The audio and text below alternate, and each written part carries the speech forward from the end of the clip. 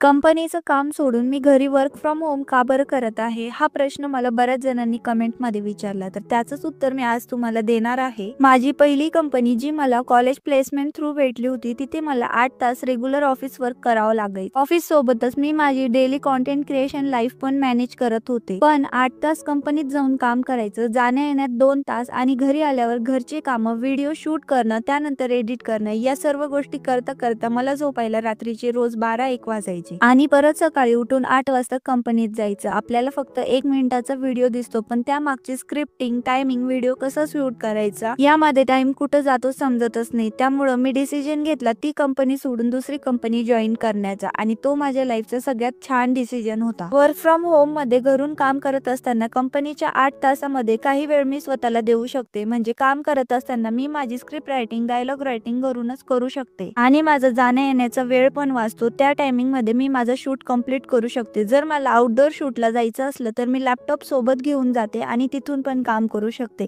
तर हेच main reason होतं माझं कंपनी सोडण्याचं आणि वर्क फ्रॉम होम जॉईन करण्याचं. आय होप तुमच्या प्रश्नाचं उत्तर तुम्हाला भेटलं असेल. Okay, bye bye.